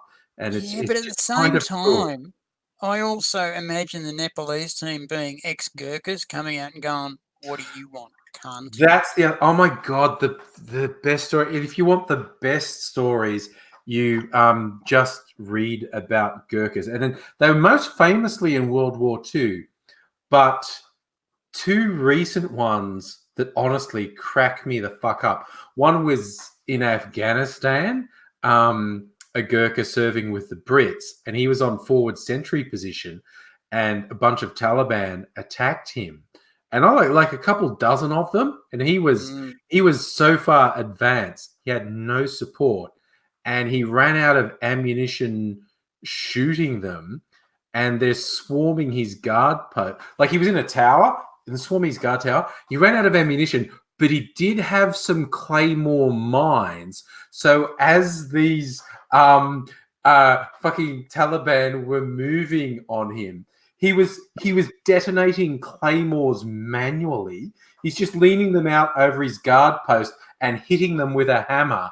So they spray, and it's like possibly and when he eventually got support reinforcement after 20 minutes of dealing with this force that was attacking him, and they saved him, and he's like, "Oh, I didn't think you were coming, and thought they were just going to fucking kill me." And it's like the single worst mistake you can make is making a Gurkha think he's going to die, because then nothing matters. So he starts detonating claymore. If you don't know what a claymore mine is, it's this really curved thing, and you get this thing. One side of it says "face towards enemy," and the idea is really does say "face toward enemy." It's this curved thing, and it fires shrapnel out, but you're not meant to be near it because the concussion from it is quite dangerous. But this dude, in a desperate measure, was holding claymores outside his fucking guard tower and detonating them with a hammer. So it was spraying shrapnel down at the Taliban who were attacking, and they never got him. And when he finally got relieved, and you're of course all looking up, going, "Who is this crazy motherfucker? Yeah. Can we call in and go home? Because this is just shit. This like is stupid." When the Brits relieved him, like the officer who's saying, like, "What did you do?" And he's like, "You were fucking hand detonating claymores." And he goes, "Oh yeah, I thought they were going to kill me, so fuck it." And it was just like, "Oh my god, what the fuck is that?" Yeah. And the other one I heard, there's a train going through China, I think, and there was a Gurkha soldier going home on leave, and he's just sitting back. I'm just having a quiet time. And these ruffians decided, because this train was in the middle of nowhere, going across, the fucking plains of northern China, they were going to assault passengers on the train, and they were going to rape this woman. And this Gurkha guy is just sitting there going, "I'm just trying to go home for a holiday." And it's like, when these guys grabbed this woman, and she like looked at him, "Oh, won't someone help me?" And he went, "Oh, fuck." Because there's 6 of these guys attacking this woman, and all he had was his knife. What's that knife called? A kukri? Kukri. That curved knife. Yeah. That was all he had. He had this, it's like a ceremonial but horrifyingly dangerous curved knife that they have. And that was he didn't have a gun. He had this knife. And he was trying to ignore these ruffians, but then they were clearly going to rape this woman. And she looked, "Won't someone help me?" And he went, "Oh, fuck."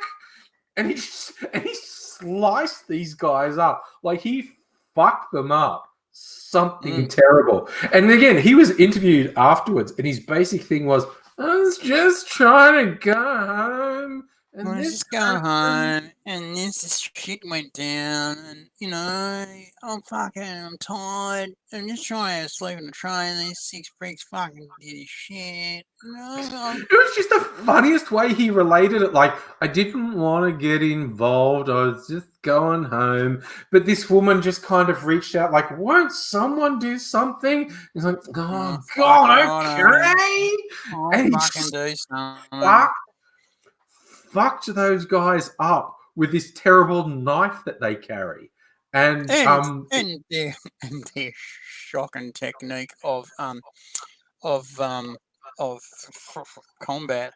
One of the best stories I've ever heard about the Gurkha was they were sent to a forward observation post at a German sniping position, and they wanted to know what these German snipers were up to. So they sent these Gurkhas forward, and these Gurkhas would come back every couple of hours and give them reports. And they were going, okay, so at 10:15 he did this, and at 10:21 he did this. At 22:21 he did this, and 22:20 50 he did this. And they said, how did you get such accurate details of what the times were? Oh, I could see the luminous dial on his watch. And he's gone, right. Fuck, that's how close he was observing this sniper. Well, there was a story from Afghanistan with the Brits who had Gurkhas in their deployment. Like the people who were on sentry were told, if you feel a hand running over your uniform, just stand really fucking still. It was a Gurkha just feeling for insignia on the uniform, and if it was a Brit, they weren't going to kill them. But if you reacted badly when this hand ran over you, they might break a bone or two. They wouldn't kill you straight out, but they'd probably break a couple, which I actually think is a hilarious thing to say to sentries. Like, oh, if a hand kind of runs over like your shoulder, over your epaulets, and over looking for insignia across it, just stand really still. Just stand, be calm. Just be calm. It's cool. Don't worry about it. It happens all the time. And like, I would do real human poo. Because I think like the officers were basically saying, look, poo yourself if you have to, but don't move. Right, because like you're in the desert, right? Fucking anything that moves in the desert, you can hear, see, smell. There's nothing there, right? You can hear crunching on the ground fucking 4 kilometers away. Yes. Right? Next thing, something's touching you up around the chest that you didn't hear or see, right? Or feel how you can feel something in the back of your neck? You didn't get any of that. And then they're just feeling for your insignia, and you just go, oh, that'll be a Gurkha. And if I move in an odd way, I am going to die horribly. Yeah. And painfully and definitively. So you just got to basically stay there and go, oh, and there's the poos. It's going to smell bad for days, except they do your washing for you. Yes. Yes. They're usually quite helpful, but the stories about them are so funny. And it's just like, scares shit out of me. I would shriek like a girl, and they go, oh, Australian. Yeah, don't worry about it. He's good. He's all right. Imagine like everyone in a camp being sort of going asleep at night and hearing this girlish shriek from the sentry line and go, that's the Gurkhas checking who's on the sentry line. Yeah, coming back again. Because understand too, this is not the guys guarding the base. This is not right. The guys guarding the base are the ones being felt up. Yeah. The ones feeling up are the ones coming back in from patrol. They're either going out or coming back. Yeah. Yeah. They're actually the ones that are supposed to be, and they're very quiet when they do it, and they're very scarily quiet when they do it, and they've got on their shoulders, they've got everything they need for 4 days of self-sufficiency. So then they'll come back in 4 days, and if it's dark, they'll just feel who's there to make sure they're coming into the right camp, and then they'll come in. Because they don't know the code word, because they've been away for 8 days. Yeah. They just want to work out, is this someone I should kill or someone I shouldn't kill? Oh, no, it's a good guy. I'll just come in. And the good guy goes, how'd you go? Is it good? Okay. Yeah. Did you enjoy being out there? Yeah. Oh, then I'll see you. Oh my God, there was probably won't see you later. Okay. Something completely unrelated, but I feel is kind of related. There was a series of animations on Netflix called Love, Death and Robots. And they were just short animations in a variety of styles, and it's for adults. So some of them were honestly dumb as shit. Like, look, for grown-ups, I can have swears and show boobies. It's like, yeah, okay, good on you, buddy. But some of them were very good, and some of them were very interesting experiments. And there was one that was clearly set in Iraq, and there were werewolves who were soldiers, and the stories of these werewolves in the American units. I was just like going like, I kind of feel like you heard stories about Gurkhas, and you just decided to replicate the things they do, and the person who's doing them is a werewolf. And, because it makes it much more this is good. I forget what was the book. It was a fantasy book called Mavin the Many-Shaped. But this person actually researched the origin of the term werewolf was like in the Dark Ages, Middle Ages. It was what we would call a serial killer. But the people at the time could not conceive of a human person doing shit where they just slice someone up and do all sorts of horrifying, depraved shit. But we now know that's just a thing humans do, that humans are capable of doing. But in this period, in like the Dark Ages, the Middle Ages, they would call the perpetrators of this terrible crime a werewolf, because they couldn't conceive of an actual human doing it. And someone that hadn't been possessed or fucked over by some kind of sorcery evilness. And in this fantasy book, it was basically a sexual predator killing children, and they were calling them a werewolf. And it was clearly they'd done this research in medieval times, stuff that we know that just humans actually do. Humans do fucked up shit. But in this medieval time, they couldn't conceive of a human doing something this bad, so they determined that it was a supernatural creature that did it. Yeah. It makes perfect sense. So I've heard about that. I've not seen it, but I have heard about that. And I have heard about that that phenomenon. About the Dark Ages, people having that mentality. I've just got to go away for a little bit. Okay, that's all fine. I'll be back in just a second. I'm going to be quiet too. Just a second. I just killed someone off because they were being a boring shithead.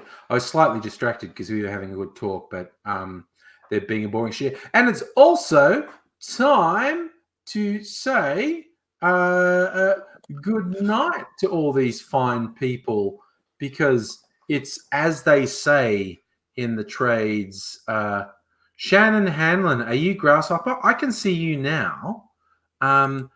It's fucking weird. It is odd.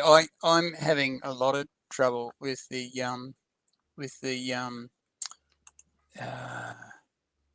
I see now it's bloody working.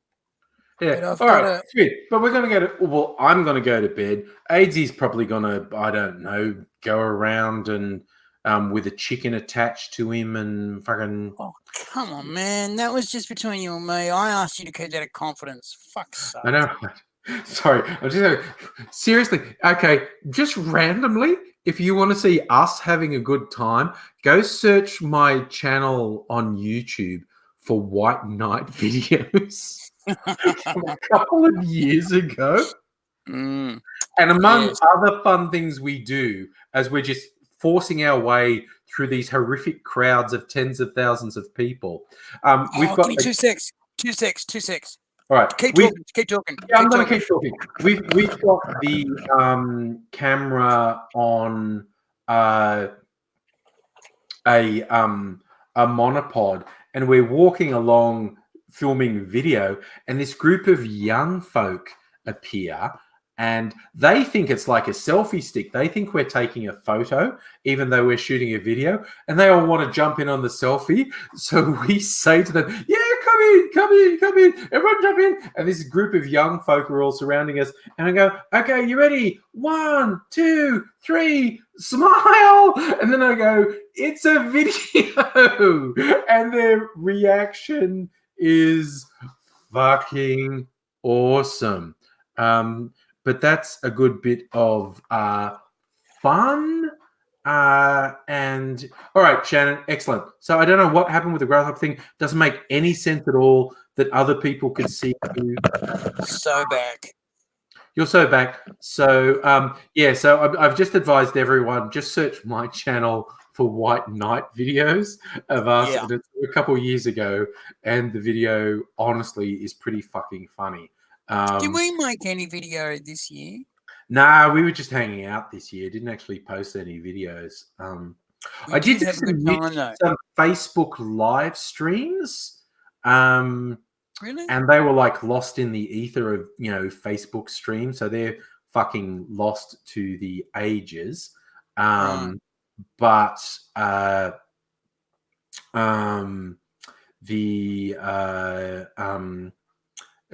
but we did it, yeah. But this is for the videos on YouTube are from a couple of years ago, and there's some pretty fucking funny shit, quite honestly. So stupid, boring people are getting deleted from the chat, but that's okay. But yes, time to go to Sleepy Bobos, as the goodies referred to it. They did too, didn't they? Sleepy Bobos. Yeah. That's the episode where they were working for an advertising agency to try and market a sleep product that the original maker had chosen the unfortunate name Venom for, and and they ended up calling it Sleepy Bobos. And so that's what I'm going to do. I don't know about AZ. You know, he's off sacrificing blood goats under the new moon or something. Blood goats are a normal part of a young... I meant black goats. Black goats are the ones you have for sacrifice, aren't they? No, you eat them. Your blood goats. Yeah, no, you eat them afterwards, yeah. And you eat bloody sacrificial animals. Bloody hell. You have a barbecue. You haven't put them in a vindaloo. They get nice goat curry. Priests. You know, how are you going to feed a priest if you can't, you know, because it's the essence of the sausage that goes off to offload. Yes. The actual sausage itself, its only remains stays with the priest. Yes. I'm going to say, honest kids, we don't actually do this stuff for real. We're joking. Is that a good enough disclaimer? It's just like, no, it's a joke. Even though we refer to... No, okay. Before the police get involved, we're going to... I'm going to bed. I have to go to work tomorrow. But you find the doctor again. Who knew? You got to do all your medical stuff tomorrow. You find people who joined us are all exceptionally fine people, except for the people I had to cast by the wayside. But they are the mere chaff of humanity, and they have been cast into the fire where they shall be cleansed. There you go. No, I'm fucking... And it gets another victim, mate. This is my fucking Catholic upbringing coming out now. So the rest of you, look after yourselves. Thank you very much for letting me be on your device. I appreciate it. You were nice. If I haven't banned you from the whole thing, you're fucking cool. And we'll see you again sometime soon. Who the fuck knows when and what the world will bring us? But we'll see you wicked awesome people another time. And we're going to say bye for now. See you. Thank you. Thank you very much. End more than once.